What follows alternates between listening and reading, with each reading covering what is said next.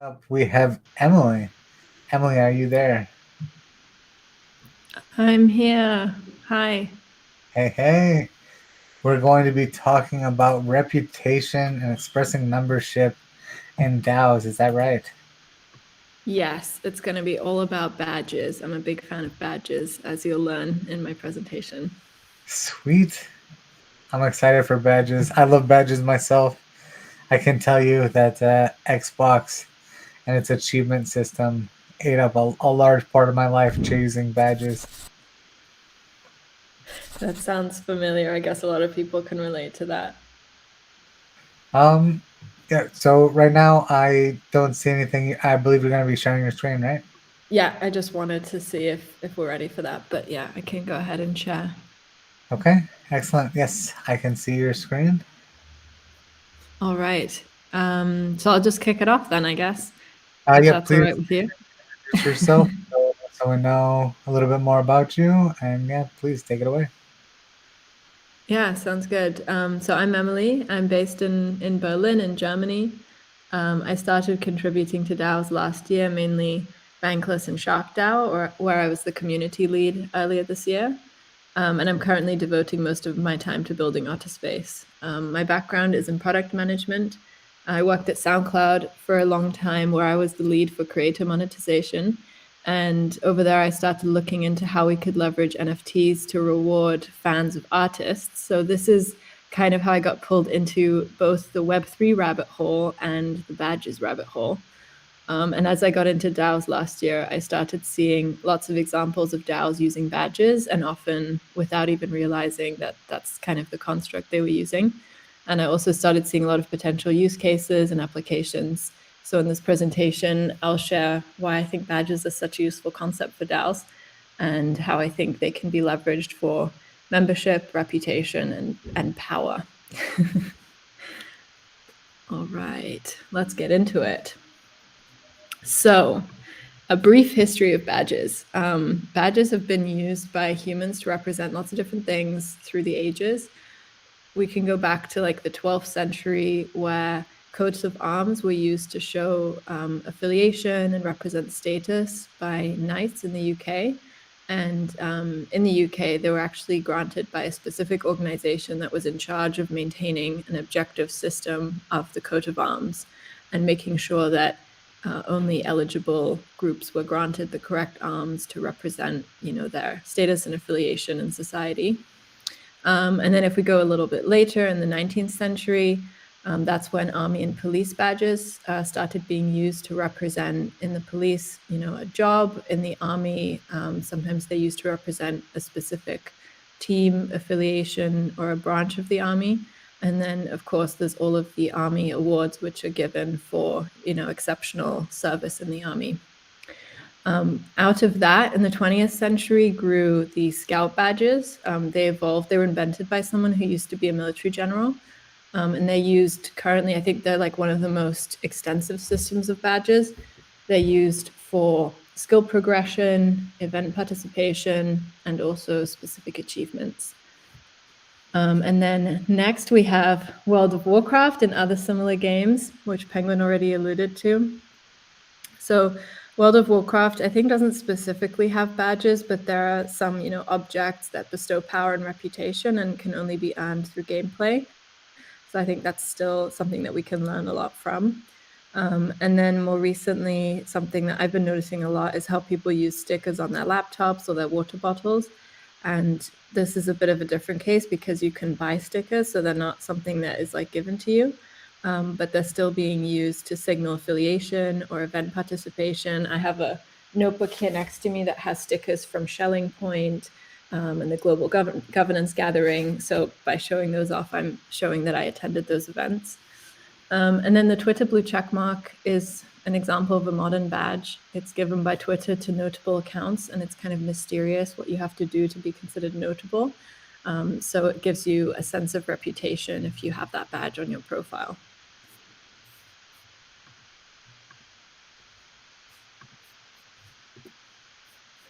So, what is a badge? Um, A badge, in my view, is in the eye of the beholder. I think that the meaning of a badge is really interpreted by the person that is seeing that badge. But I think that there are some interesting attributes that we can take from learning about all the different badges through the ages. So I think in most cases, badges are earned; they're not bought. It's something that you get because you earned it, either by going to an event or by achieving something. They're often granted by and associated with an organization like the military, the Scouts. A sticker is associated with a specific company often. The Twitter badge is associated with Twitter. Badges are also very simple. They're just an object with a name. So the Twitter blue checkmark is just a visual checkmark, and it's called the Twitter blue checkmark. And actually what gives it meaning is, who granted it. So Twitter, this legitimate organization, granted it, and also the circumstances under which it's granted. So in the case of the Twitter checkmark, everyone knows that it's because you're a notable account. And so that's what gives it the meaning. And the reputation is not explicit, but it's implicit through the process of attaining the badge, and it's perceived to hold the reputation by the context, by the social and community context. So I think those are some really interesting things that we can take into DAOs.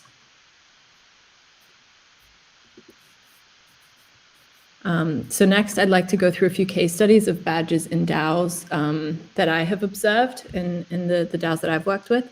One thing I've noticed is that DAOs often are using something that you could consider a badge even without realizing. So I'll share some of those examples as well. So the first example is levels. Many DAOs, such as Bankless, MetaStreet, WagMeDAO, are using levels within the DAO, with you needing to achieve specific things, often a combination of things, before you can reach the next level. And even though they are not actually often captured as badges, I think these levels could be considered or could be captured in a badge. And Bankless is also using POAPs to distribute to participators of events. So that's something that I mentioned the Scouts use as well. So you get a badge for participation. That's really common with POAPs. So I think we could consider POAPs participation badges. And then for roles, we're seeing that with PrimeDAO and LlamaDAO. They're using badges to represent their core contributors, for example. So if you reach the status of core contributor, then you get a core contributor badge. And then finally, awards or recognition for things is also an example I've seen. So Cabin DAO has a pretty extensive system of badges, which they call stamps, in a passport, and they use it for a wide variety of things, including giving awards for a community event. For example, they had a competition for naming the cows that live at the cabin, and they wanted to give the winners of that competition a badge, which is an award, basically. But I think that we can really take badges a lot further. So even though I've started to see badges being used and adopted by DAOs, I think there is a ton of potential for where we can take this concept. I think that we could grant DAO badges to members for joining a DAO or a sub-DAO, reaching deeper levels, as I already said, maybe being elected into a specific role, like a community lead badge, attending an event, recognizing exceptional contribution, completing required tasks. So, thinking through bounty boards, a DAO could grant badges for completing a number of tasks on a bounty board. Providing funding, if you participate in providing funding to a grant or applying for funding, you could receive a badge for that. And maybe even using a product. So if you are a power user of a product, maybe you deserve a badge. So the thing that I'm really excited about is by putting badges on chain, we can create insane amounts of utility. So this is just a short list of some of the ideas that I have for what DAOs could use badges for. They can use them to distribute governance weight, assess someone's suitability for projects by looking at their collection of badges. They can be used to unlock access to spaces, physical and virtual spaces. They can be used to distribute funds, like pay a stipend to all the holders of a specific badge, disperse a grant to the holders of a badge, or do a token airdrop. to the holders of a badge. They could also be used to grant powers to take specific actions, like signing on a multi-sig or merging a pull request. They can be used to visualize DAO membership. So by mapping out all of the different badges in a DAO, you could actually create a map or an org chart of the DAO. They could also be used to measure community overlap and feed that into things like quadratic funding. And you could also infer someone's reputational status just by looking at their collection of badges.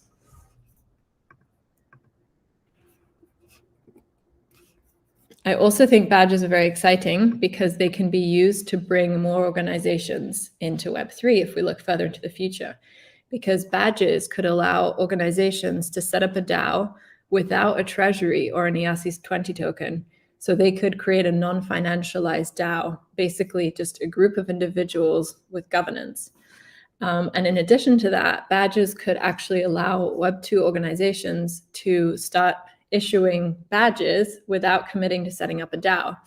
For example, Nike could start to issue badges to loyal customers without deciding if and how they want to set up a DAO. So they could take the first baby steps into decentralization without actually committing to setting up everything else around the DAO. And there are also a lot of Web2 problems that badges could help solve, like rewards for fundraising donors. In the US, I know there are different tiers for if you donate to a American college football team. So you could put things like that into a badge, or you could manage airline loyalty programs, or of course video games, the more common example that we might think of in Web 2.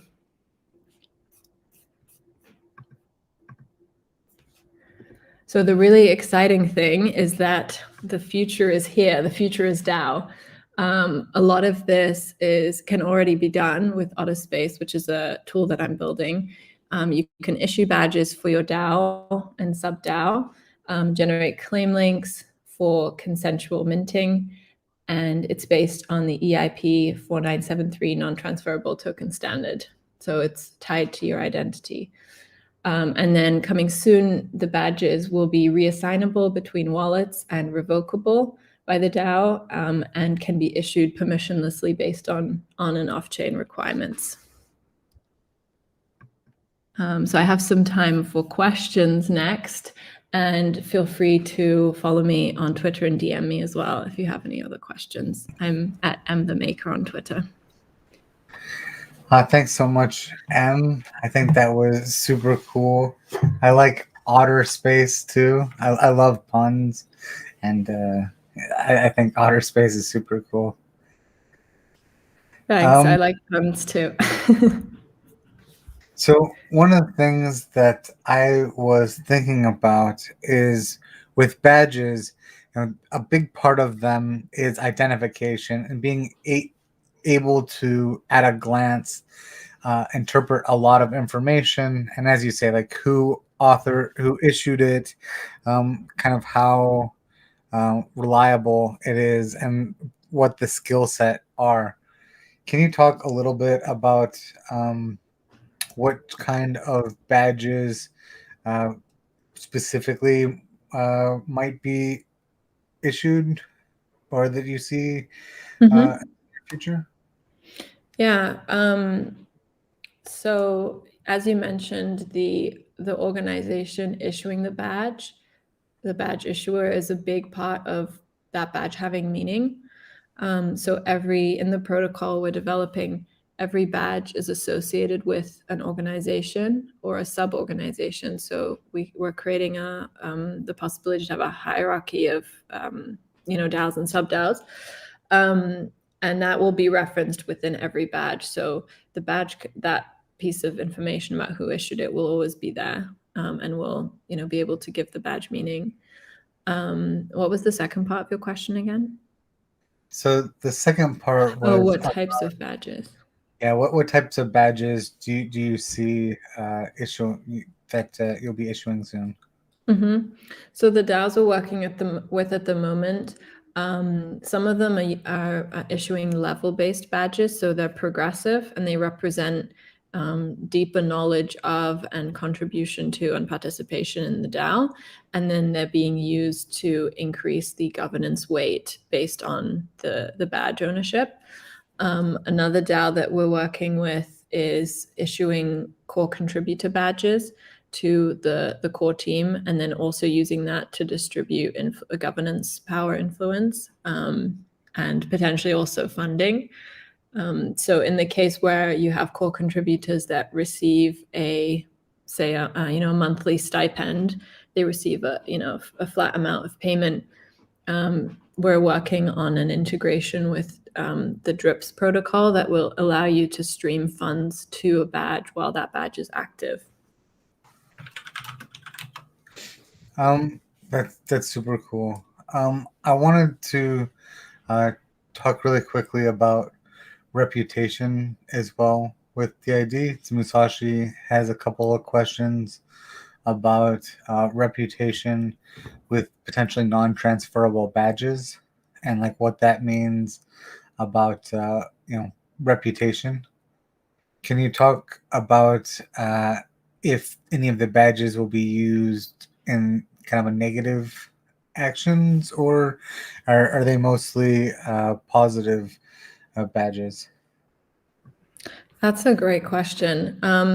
So we're building a kind of an unopinionated protocol. So I guess an organization could create negative badges.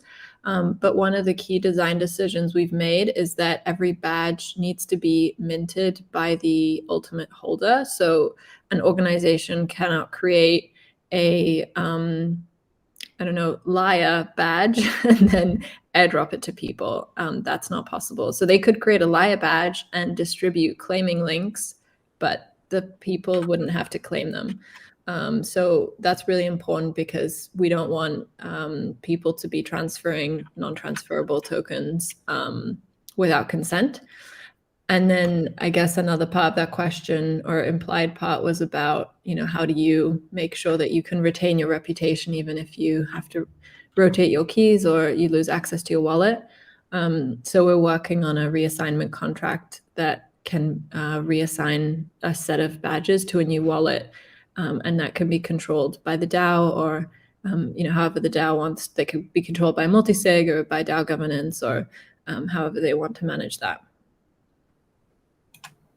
Sweet. I just took a look at the website. It's super cute. I love the design too. I think that's really part of the experience, is that everything makes sense and looks good. It looks like there's a lot of kind of walkthroughs that help people digest and process a lot of this information. We're working on a redesign at the moment, so the website will be updated very shortly. But yeah, we want to make it as easy as possible. So there's a protocol that you can use to build custom badges. But we're also building a no-code front end that allows any DAO or Web2 organization to start issuing badges without needing to interact with the protocol or even know how to code. Sweet. Yeah, I see the constellation of badges as well. Super cute.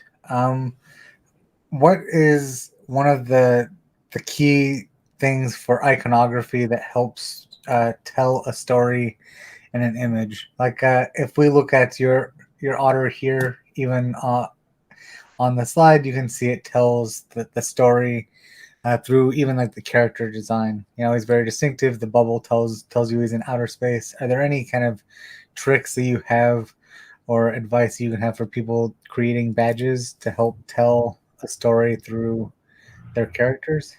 Yeah, I think that's a great question. The DAOs that I've seen do a really good job of this are MetaStreet. That was actually on one of my previous slides. I can show it. So the MetaStreet, you can see here the Salt Trade badge here. So they have, I think it's really important that the badges fit in with the story or the lore of the DAO, and that they are, that they make sense together. So the different levels in MetaStreet are called Salt Trade, and then, like the Bronze Trade, and it kind of builds up that way. So I think that kind of unity makes, creates a stronger story and is more compelling to DAO members. So I would definitely recommend, I mean, the visual unity, of course, I think that's important, but also if you can connect it with a story and name them fun things that relate to your DAO specifically, I think that just makes everything more fun, because it's all like a game, basically. I mean, that's something that I really believe is that DAOs are just like the great internet game. And yeah, we're taking a lot of learnings as well from different games like World of Warcraft. Yeah, that was going to be one of my other questions, is about the gamification process. And I know that I saw levels in there and on the website, but what kind of goes into making these decisions gameable and creating the badge process for going from the one step to the next step? Mm-hmm. Yeah, I think that's one of the powers of badges as well, is using them to create different paths or journeys into the DAO. So you could create, different levels, or an onboarding badge, and then level 1, and then maybe engineering guild level 1, or, design guild level 1. So I think using badges to create kind of choose your own adventure kind of quests. That's something we'll also be building, is a quest builder. So you can actually kind of gamify the progression within your DAO. And I think that's going to be really powerful to engage. I think a lot of people are focused on, or a lot of tools are focused on, the core contributor set of people within your DAO, which are really important. But we're also thinking about how can we use badges to engage the wider community? How can we incentivize participation by making it fun, by distributing governance weight for greater participation, and engage people that are in that wider circle and not just in the core contributor circle.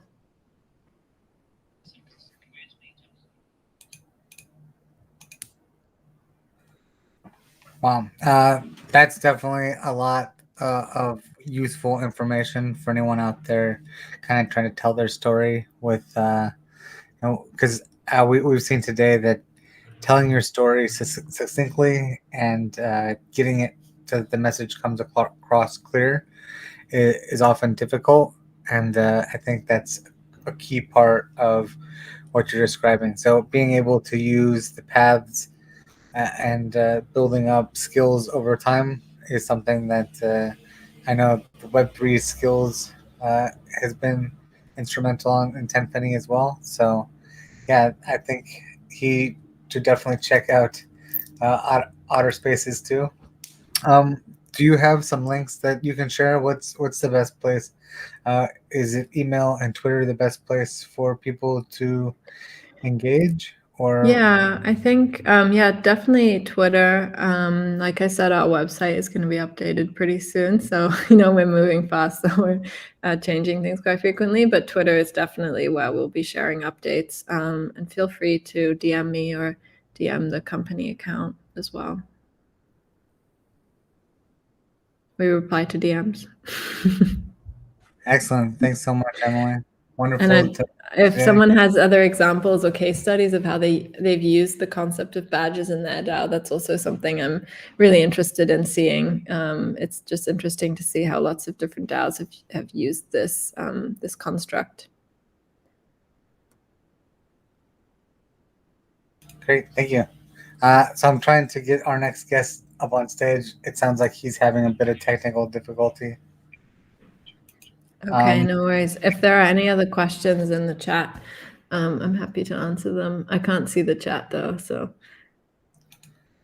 Let's see. No, I don't have any more questions here in the chat. All right, cool. Then I can just leave you with this cute otter as a placeholder until the next guest gets up. Excellent. Tenpenny, are you there?